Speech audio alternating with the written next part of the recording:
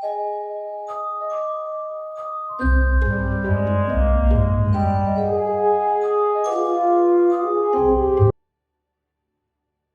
and welcome to episode 3 of our Shadow Dark solo adventure, presented, of course, by Crit and Grit Media. Last week, we had a little technical difficulties with the music being way too loud, so hopefully I have it fixed this week. We will pick back up where we left off. So far, the adventurers have made it into the citadel.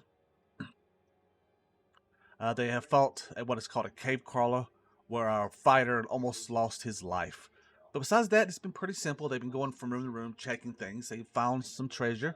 Their XP is up to, I think, to 5. At 10 XP, that means with the gold, then at 10 XP they'll level up. But so far they're in a room. They just found this animatronic minotaur had crushed the body of this human. They was able to pull the minotaur away. Our rogue was able to deduce that this minotaur is broken and won't come back to life, and they was able to get treasure from this body. Our fighter was able to get some chainmail, a bastard sword, and they was able to find a shattered gem in the head of the minotaur. But without further ado, we're picking up right where we left off in the same room. So let's jump into it.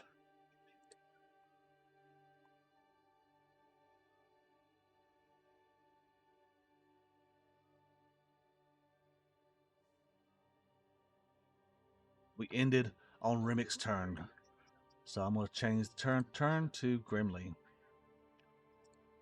Grimly kind of looks around. He kind of looks at himself with a big grin on his face. He's still sore. He still got bandages on his chest, under his armor, from that last grievous wound. But he's a little happier. He's like, this is great. I love this. The feel of this chainmail. It's really snug.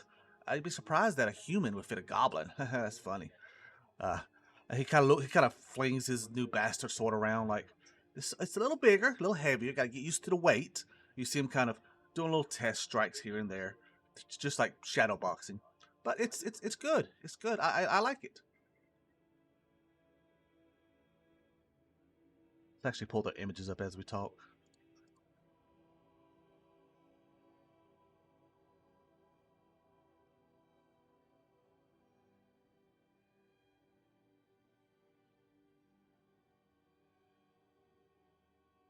There we go. It's good. It's good. I really like it. Yes, yes. What do you think, Remick? You see Remick kind of look him up and down, with a smile on his face. Side by side.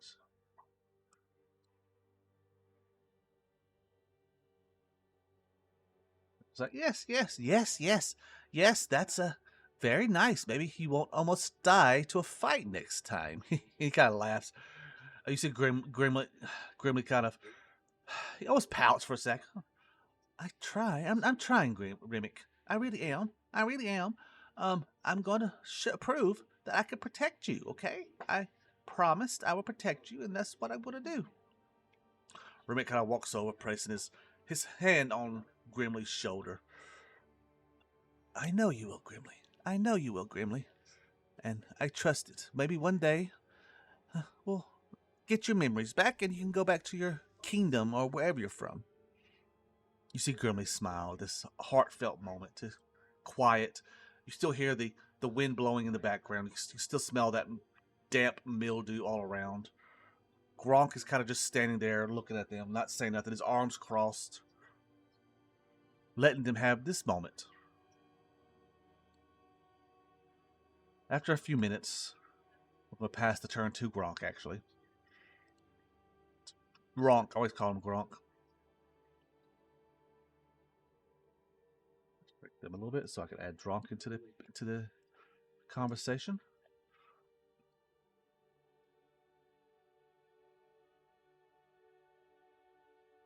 Gronk kind of, you see him kind of standing close to where this Minotaur statue is, the dead body remains.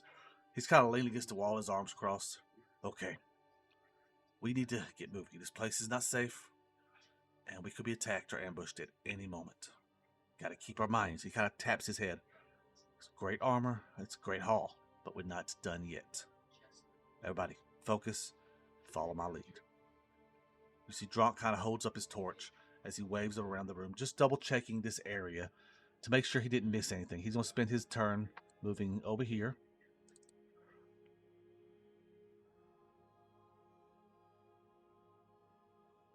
As he looks in this room. This is just a very nondescript room. Very long. You see the cement walls. Got that almost constant case of moisture, like the water's just dripping off of it. You see a little bit of mold growing up in that little green moss. Smell, like I said, the smell of moisture, the smell of decay. He's heavy in the room. He kind of walks a little farther. You see, he kind of looks and sees the imprint over here in the corner.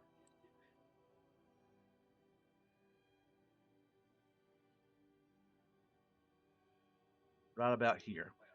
Oh, I need to remove this stuff so you can see what's going on. There we go. You see that imprint over there in the corner of where it looks like the Minotaur statue once stood.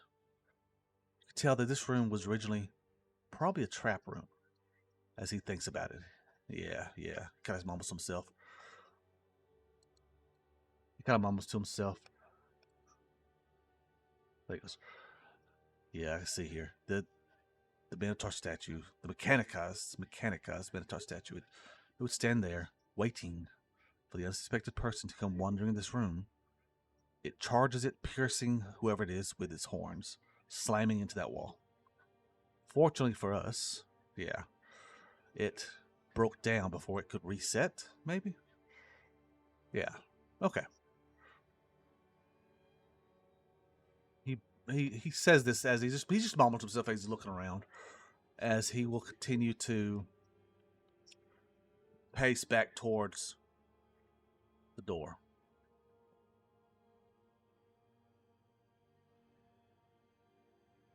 All right, let's get moving. Both Grimly and Remick are going to skip their turns because they want the person with the torch to go first. And we are on round 10. So there's no roll for a random encounter at round 10. It's every 3 rounds. Round 12 will be the next random encounter roll. He will spend his movement. He can move to near range on his action. If he doesn't take an action, he can move up to near range twice. So he's near range is 30 foot, by the way. So 5, 10, 15, 20. Oh, they skipped a turn, so it has to go around back there. Okay. 25. He's going to move up to here. And they've been slowly peeking through these earthenware pots. They're down to 17, I believe. Let's see the last roll.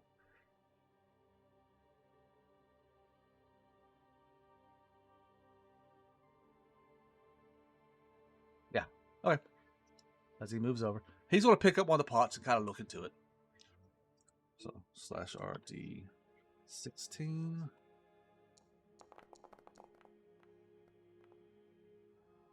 And he rolls a 12. It's just nothing but black muck. The strong smell of sulfur. This is useless. There's nothing in these. As he will pass his turn to Remick. Remick holds his flute in one hand, holds his bow in the other. No, he's going to put his flute up. His flute is in his bag. He kind of holds his bow in one hand. Got an arrow already knocked as he begins his turn. He's trying to get back into the light, pretty much. He doesn't like this.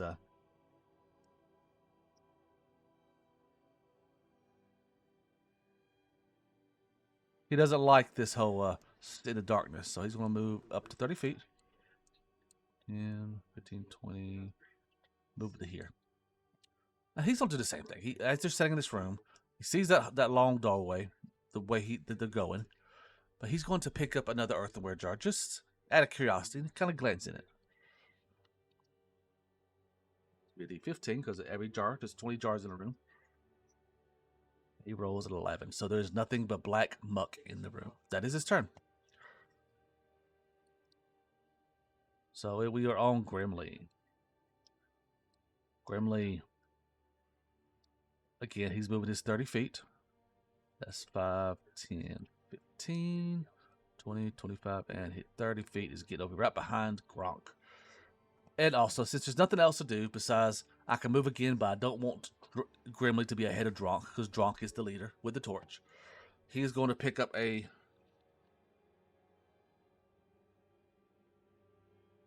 15 now. 13. And again, he just opens it up. The strong spell of sulfur and that black, just black muck. Like this has been sitting here for a long time. All right. Next round is back to Drunk, but first we are doing a random encounter roll.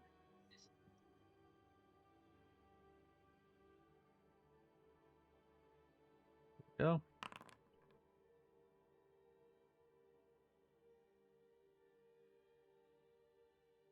No encounter from the encounter check table.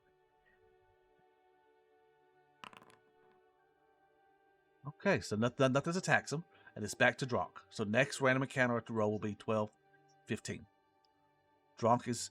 He remembers grimly from last episode saying he heard a door close in this area, so he's going to be very cautious. He's going to crouch down and move. He's going to move half movement because he's moving slowly. He's trying. He's not technically hiding because he has a torch, but he's just being very cautious. So he's moving in 15 foot as he examines what he sees.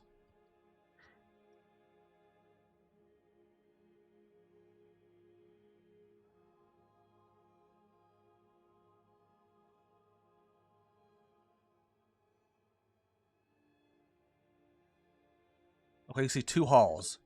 In the first hall right now, he only sees one because of his vision. I gotta remember to move y'all around so y'all can see what's going on. But he sees a weighty bowl that stands in this hallway. On the wall, he sees this chest high. He sees murals, rows of peasants pouring jars of gold coins and wheat into massive gray bowls. Imperious red armored warriors with bronze spears supervise.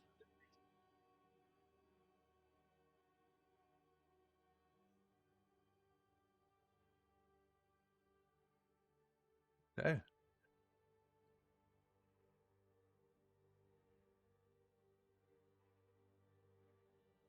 Come on, boys. It seems clear at the moment. I don't see nothing to attack us. We can move in a little slower. And since he didn't do an action, but he is moving half speed, I'm gonna let him be allowed to move another 15 feet. So let's zoom out just a little bit. He's gonna move down towards the first bow. 5, 10, and 15. There's he moved. That's his turn. Rebecca is up. Remick is bathed in darkness as the light has left him. He will hurry up and move his full near movement. Oh, I see. This murals. He gotta walk so he spends his other movement to walk towards one of the walls. And he can't do nothing now because he spent 2 movements. But he's looking at the mural on the wall of these maidens pouring this gold into a jar, these red armored warriors. Maybe he'll examine that next turn. And next up is Grimick. Grimick is definitely in darkness, and he does not like to be in the darkness. He will rush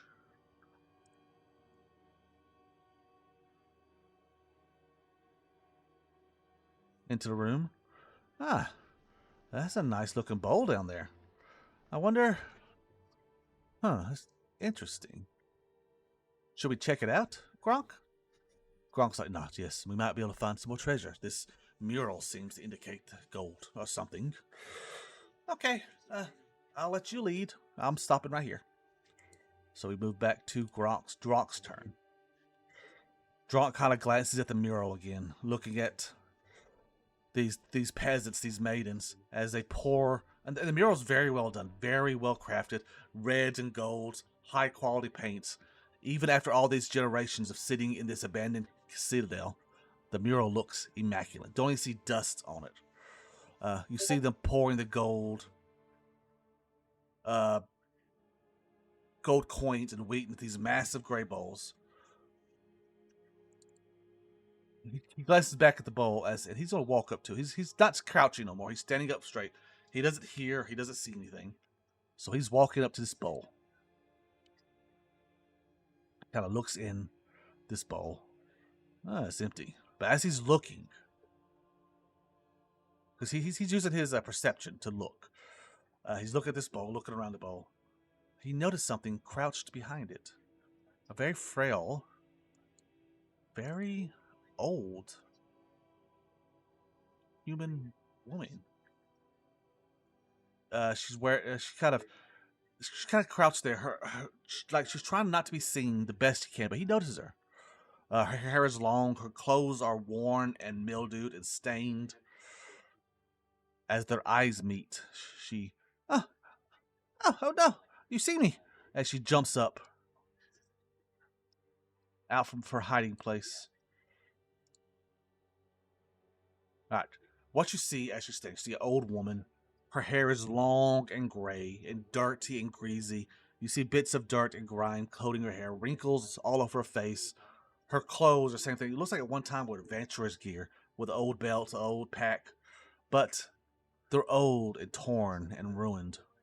Her shoes are threadbare, and you see scars and cuts all over her body as she jumps out of her hiding space looking at Drunk. Oh, what are you doing here? This treasure is mine, not yours. Go away. And she kind of shoos him away. Drunk kind of looks at her like, excuse me? Who are you? I am Giuseppe Baldini, first class adventurer. You see her kind of stand up to her full height. You can tell it pains her as she stands up. She pulls out this haggard-looking club. I mean, it's just about as old as she is. It points at him. And if you don't leave and leave me my treasure, I will be forced to use this on you. I have skills you will not imagine. At this point, Grimly and Rennick is going to kind of move up because they hear the talking.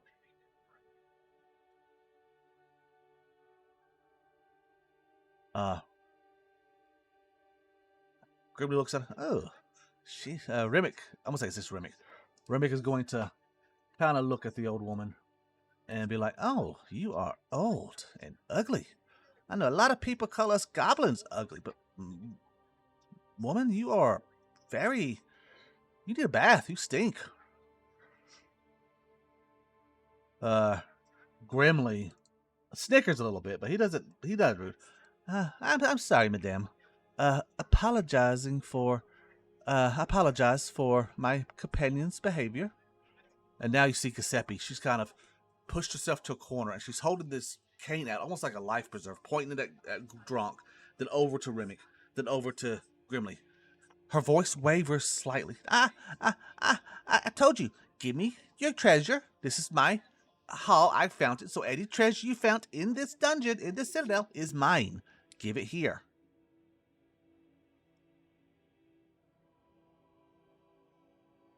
Gronk doesn't look impressed. At all.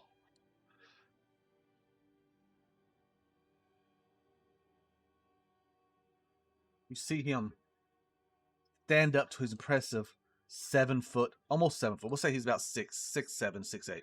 He'd be in half orc. He stands up to his impressive height, kind of flexes his muscle as he crosses his arms. I think you are mistaken. Now, if you want to live, you need to bugger off. Otherwise, I will shove that club in your throat, and that'll be the last thing you remember.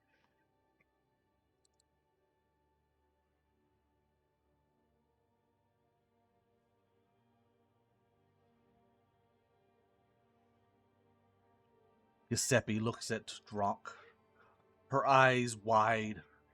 Actually, we're going to do a roll for Drunk. We'll try to do some kind of, like, I know we don't have, skill trees here, but we're still going to do a roll for Gronk. We're going to roll a charisma roll, because he's trying to intimidate her. He's trying to make him look scarier than he is. So that's the roll we're going for. We'll do a DC of 10. If it's 10, she is scared witness.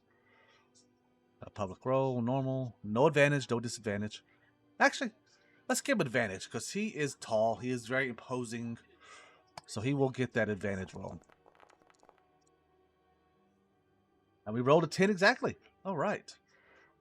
So Dronk's imposing presence. This woman quakes. Her legs buckle as she kind of slides to the ground, the club hitting.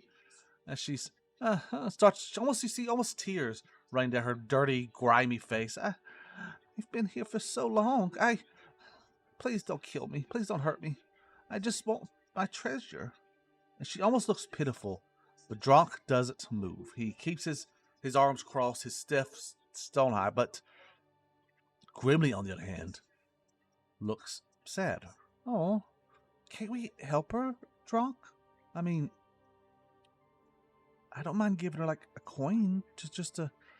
I don't want to see a woman cry, even one as pitiful as this Giuseppe. He kind of says under his breath. Remick, you can see Remick visibly roll his eyes to Grimly's heartfelt thought. I'm not, and Remick kind of replies to Grimly, I'm not giving up my gold. I'm here to make gold and make my wealth. We don't make that by sharing our gold with crazy people. How does she even survive this place, Drunk? I mean, we barely survived our first night in here. Look at the wounds Grimly still holds. Drunk looks back at Remick and glances back towards Grimly and nods. Yeah, you know what? That is right. He looks back to this Giuseppe woman who's still cringing on the floor. The wooden cane almost forgot. The wooden club almost forgotten as it sits on the ground beside her. How did you survive? As long as it looks like you've been here without getting killed. I mean, there's a lot of wild beasts here. She looks up. Her eyes are almost glazed over now. And then it's like almost an instant later, they focused. Well, I'm good at hiding. You did see me until you got right up to the bowl, and I think you almost missed me. They don't see me when I can't get hurt if they don't see me. I mean, that's just how I am. I'm a very sneaky person.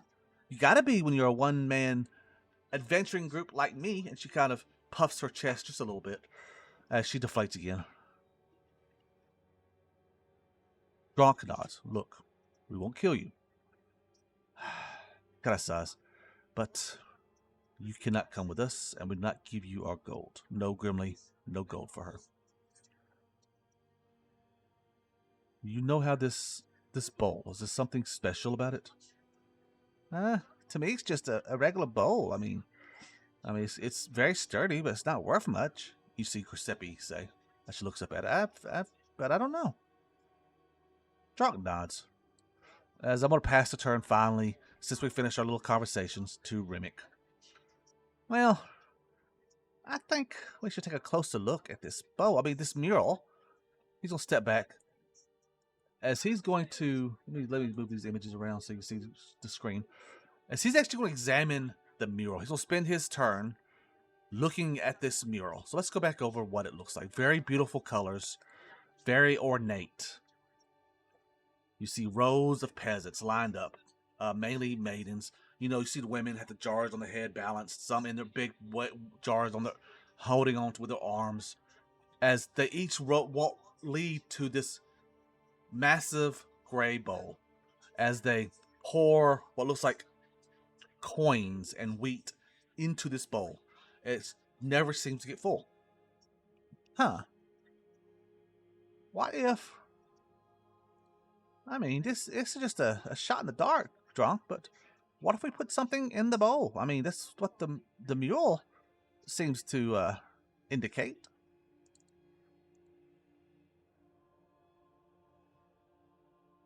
And that is Remick's turn.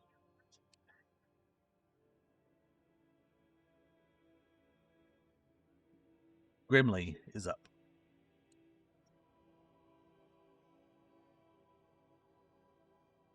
Grimly nods as he steps forward. I don't have much, but you see him kind of rifle through his... Let's minimize all these images now. You see him rifle through his bag. Let me give y'all missions to see his bag. As you see Grimly,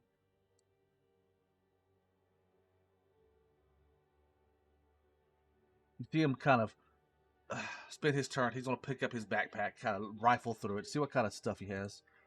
I have a few gold, and I have some rations. Um, what should I put in it? Remick, since Remick did the investigation, he spent the action to learn more about this mural. Uh, he would know it would either be a food or a gold. Ah, you see here Remick yell over. Throw in a gold coin, see what happens. So you see Grimly, he kind of goes into his inventory, pulls out a gold coin. So I'm gonna drop my gold to 13. And he kind of flicks it, makes it flip over the end with his thumb and makes it flip over and over as it lands with a tink into this bowl. It's all quiet for a second. Giuseppe, her eyes wide, looking towards the bowl and towards Grimly. She doesn't say nothing though, as Grimly begins to light up. Almost an aura begins to wrap around him as Grimly gains a luck token. We already have one luck token, and in normal games, you get one luck token at a time. But in Solo Dark, you can get luck token equal to the amount of people in your party. So that means Grimly currently has 2 luck tokens. I'm gonna put that right here on notes. I'll open this up so you can see what I'm doing. In notes, I'm gonna put Grimly 2 luck tokens. Lick tokens, haha. 2 luck tokens. That way we know, instead of just a typical 1, he does have that extra token. Okay. Oh, I feel invigorated. I feel extra lucky. And that is Grimly's turn. Let's close the character sheet, as Grimly will end his turn. And it's back to Dronk. Huh. Maybe I should do that too. He eyes Giuseppe cautiously. Don't you dare move, as he reaches into his bag and and checks for a token. So let's give y'all ownership of Dronk just for the moment, so we can look in his bag together. You see him kind of open up his inventory, open up his bag. I got a few gold. As he subtracts that gold from 17 to 16, and he doesn't flip it. He just kind of holds his hand over the bowl and drops it. The same thing happens. A few minutes of silence as color kind of swirls around him. Glitter kind of sparkles as he too moves up to two luck tokens. And we are going to notes. Same thing. 2 luck tokens. Save. He hasn't done his move action yet, so he is actually going to step away, giving. He's gonna step over here because he does not trust Giuseppe. Giuseppe's been very quiet. She's eyeing the bowl intently. She doesn't see 2 gold coins drop into this bowl. As it moves to Remick's turn. Remick, well, I guess it's up to me to do it next. He steps over, and again, let me change it. Take away ownership of Draw to Observer. And Remick, you are going to get ownership of Remick for a second, so we can do the same thing. We're going to go into his character sheet. Go to inventory. He has 1 gold, so he's going to spend his... You know what? He does know something would happen if he puts food in it too. And he does have rations. So he's going to toss one of his rations into the bowl. You see him pull out a strip of jerky, almost like a Slim Jim, but dried out beef jerky, as he holds it over and drops it in with a clunk. A few minutes pass as the same light flickers around him, granting him 2 luck tokens also. Okay. Well, that is interesting. I wonder if you could do it again. Hi, Grimly, why don't you throw another coin in there and see what happens? Grimly shrugs as he reaches into the inventory. I know I'm not going to pull up for y'all this time, But he goes from 13 gold back down to 12 as he drops a gold coin. Here to clink, clink, clink. But after a while, nothing seems to happen. I guess nothing's going to happen. I mean, I guess that's it. I do feel lucky, but not extra lucky. He kind of looks down and picks up the gold coin that he dropped and kind of puts it back in his inventory.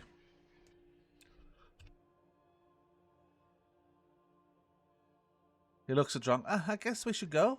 What are we going to do about her? He kind of points his sword towards Giuseppe. I really don't want her following us, but I know you wouldn't be too happy with me, Drunk says, if I were to slit her throat. It'd be like a mercy killing, though. Grimly looks horrified at the thought. His eyes bug out wide. No, no, no, no. No killing innocent people. She has not attacked us. She has not tried to rob us. She needs to live. Matter of fact, here, you see him reach in, grab another one of his rations. And he got to grab a ration and tosses it to the ground. Hits the ground right in front of her. She doesn't move to pick it up. Let's leave her. If she follows us, we'll deal with it then.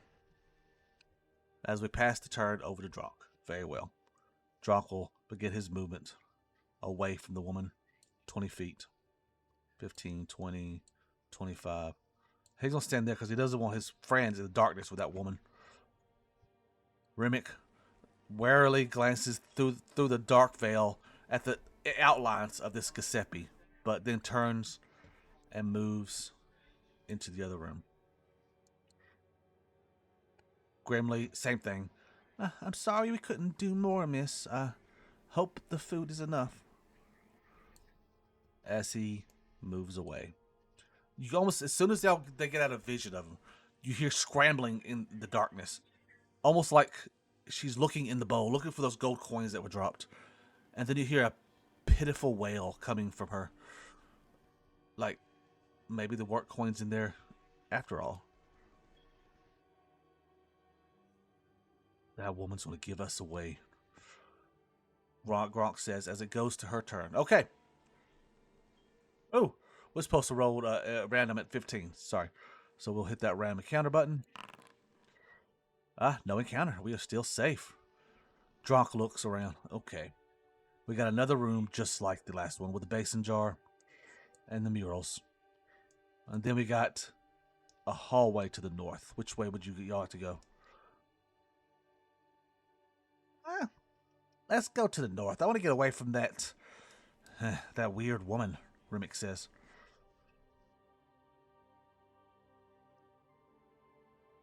I agree. As he spends his turn moving up. And that was 35 feet, so he cannot move no farther. And he doesn't want to leave them in the darkness anyways. Remick is up. Remick moves here. He's spending his time moving around. That's not, you're not moving. Remick is moving. Pull you to the back. There we go. That's 25, 30. That's as far as he's gonna move to the edge of the darkness as he lets Grimly go. Same thing with Grimly. He's just moving up. Right there. And then we begin back on round 17. So next round there'll be another counter roll. So Gronk will move the full 30 feet plus another 30 feet. That's his turn. Remick, same thing, is moving closer. Going to make that turn and move up a little farther to the edge of darkness. Then we move to Grimly, who pretty much does the same thing. We're just in a movement mode. There's not a lot to do. It's just a base nondescript hallway. As we get back to round 18. All right, random encounter. No encounter. I've been lucky with these random encounter rolls.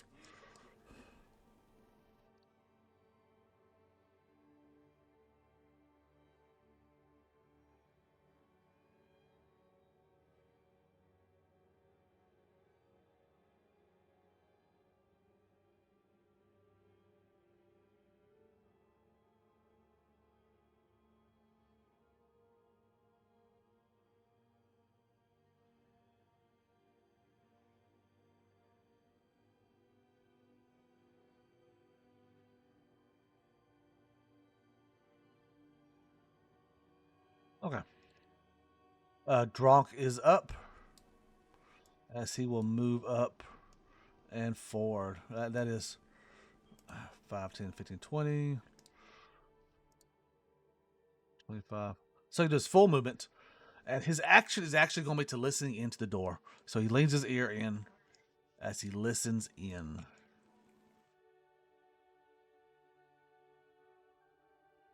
The sound of wind kind of catches his ears. Almost like outside, you know. It's like odd. Sounds like the outside. I don't hear nothing, but it sounds interesting. Should I open? Yes, yes, go ahead. As he flings the door open, revealing an inner courtyard. All right, the way it looks, we will.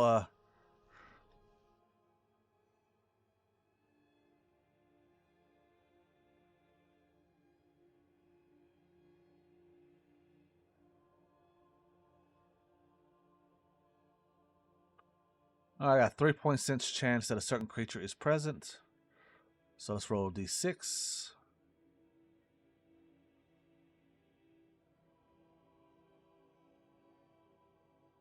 3 out of 6 chance that it is present. Okay. Slash RD6. And it is not present, luckily. Okay, awesome. Gronk, I know it's not his turn, but he's just going to take a quick step in. That way I can detail the room as somebody sees it. You see this. This is the central courtyard. You see pillars, red pillars, freestanding, some shattered and crumbling, cast cool, dark shadows. You see a 20-foot tall black onyx, rippling muscles, horns lowered and dotted with white objects. This is a bull statue you see. You see in the courtyard, you see sandy flagstones, sun-scorched, heaps of bleached bones everywhere. These red pillars are freestanding, some shattered and crumbling, casting cool, dark shadows.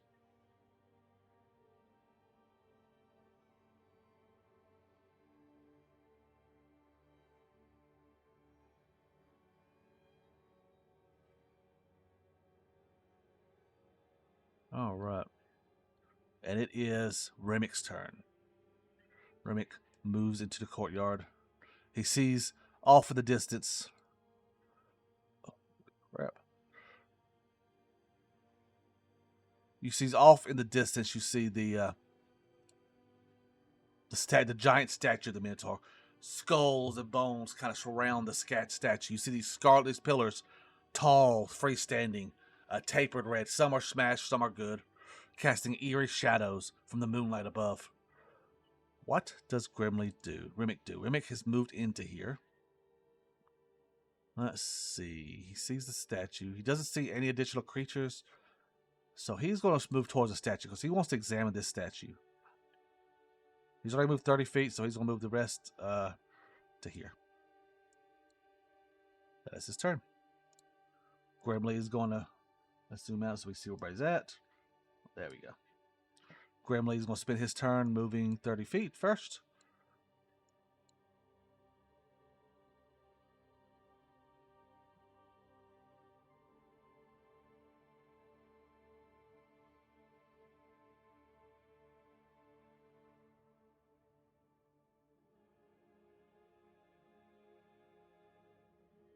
And I think Grimly is, like I said, there's bone and just garbage all over the place. So Grimly is going to stay where he's at and start sifting through that garbage. And he's going to spend a round to do that. So next round he won't go. He'll be because he's still sifting. Dronk is moving in to about here. He kind of looks around. I don't like this place. It's not safe. Feeling. He's going to spend his action. He's going to move up closer towards the statue himself. I want to go 30 feet because I want a bit of action. And he's going to look at the ground, look for marks of maybe other creatures that's been in here, tracks. And he does see them. He sees giant hoof prints all over the place, you know. and then and one specifically, they go in and out these doors and moving around, and that is his turn. Remick continues his march up to the statue. He's going to gaze in this giant minotaur statue, and what does he see? Let's find out.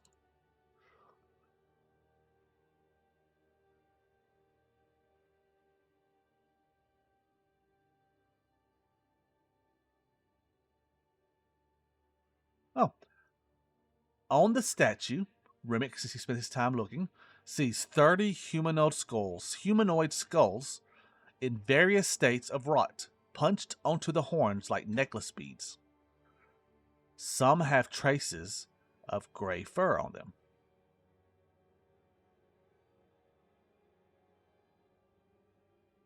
Huh. Interesting. Interesting. Grimly is spending his turn digging through the detritus on the ground. It's back to Dronk. Dronk looks up. Hey, we better not stay here long. The Minotaur or something, looks like it's pretty common in this room. He kind of points out the different footprints. The new round. Let's roll a d6 to see what happens. Okay. He doesn't return. Metagaming as a GM, I do know some things that the characters don't. And I do know that the Minotaur has a 1 in 6 chance of showing back up while they're in here. So, if it rolls a 1, the Minotaur comes back. Remick reaches up, tries to pull one of the skulls off of the horns. It's a struggle, but he does succeed as it comes off with a pop, and he's holding what looks like an elf skull. You see the difference in like cheek structure and different things that denote this as an elf. But nothing happens as he holds his skull in his hand. Huh, this is weird. This is kind of creepy. Grimly, who has spent the last round digging, will find something. There's a 1 in 3 shot of finding specific items. So let's roll a d3. A d4, sorry. And see which one he gets. So that's our d4. 2. Actually, let's make this a little more random. Something I don't already know, because as part of being GM, I do know that something will happen when you dig. But we might change that up. Let's ask the Oracle, does he find anything? And if it's a no, he doesn't find nothing this round. All right. Does Grimly find any loot or treasure as he's digging through the detritus of this courtyard? Yes, he rolled a nat 20. And that is a definite yes. Okay, so now we'll roll the d4. Slash R d4. And see what he finds. 1. All right. Number 1 is they find a scarred mithril shield carved with a prowling tiger on it worth 40 gold.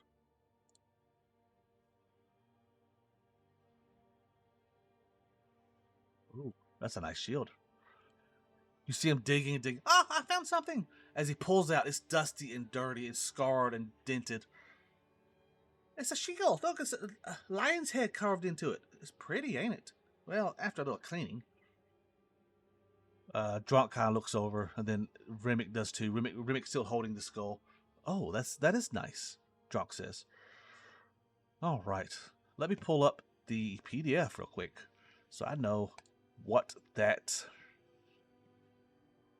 So I can know exactly what 40 gold is worth as far as XP. I forgot to turn my PDF up. All right, let's see. 1 second.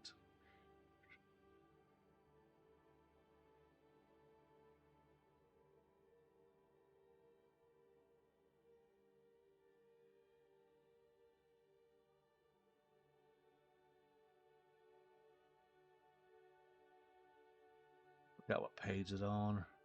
Use stats, making checks, resting, stealth, combat, over the travel. Game Master, here we go. Now, rewarding XP. Here we go. All right. So this is a mithril shield. So almost that's worth 40 gold. And according to the chart, a poor quality 0 gold, which is like a bag of silver, a used dagger, knucklebone dice. A normal quality item is a bag of gold, a gem, fight armor, or a magic scroll. Fabulous is a magic sword, giant diamond, and mithril chainmail. But since this is mithril, I'm going to let it be the 3 XP. I mean, that's what I'm going to judge it as. So everybody in the group has just earned 3 additional XP.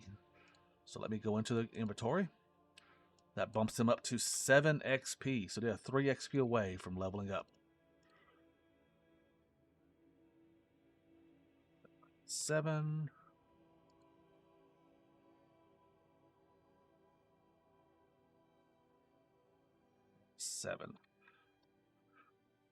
Let me give you access to Grimly's sheet again, as you'll see what we're about to do. Grimly doesn't have a lot of room to hold stuff, so he's going to have to drop his shield. So he's going to equip it. Then he will go over here and he's going to drop it on the ground. Let's create new pile. Boom. And then I, as a GM, will go over here, grab the mithril shield, and pull it into his inventory, as he will equip it. That gives him 13 AC with that mithril shield. That's nice. Oh, and the mithril shield doesn't take a slot. That's even better. Awesome.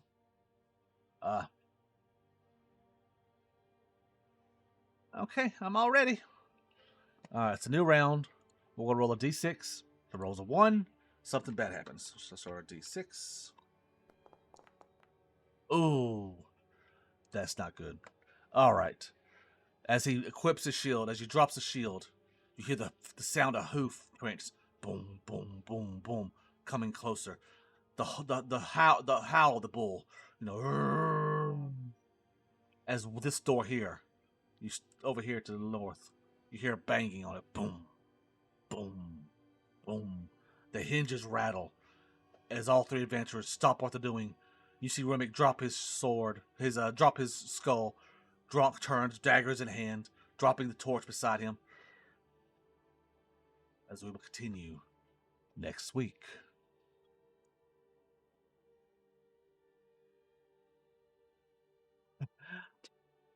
Ending in a climax, I think, was appropriate. It's awesome. We'll get into this big fight. This Minotaur has found them that prowls this citadel. Will they run away and get away? Will they survive the attack of the Minotaur? Will they defeat the Minotaur? Find out next week on Shadow Dark Solo. If you like this, feel free to like and subscribe to Crit and Grit Media. We will have lots more media coming out in the future. Around November, we have some actual plays for Pathfinder 2E planned. Pray for Death, high-level Pathfinder adventure, plus Outlaws of Alakanstar, the AP, is also in the works. So, a lot of things going on. Like and subscribe if you want to see what's going on and keep up with content. Again, this is Joseph with Crit and Grit Media. I hope you've enjoyed this adventure of Shadow Dark Solo. I will see you next week.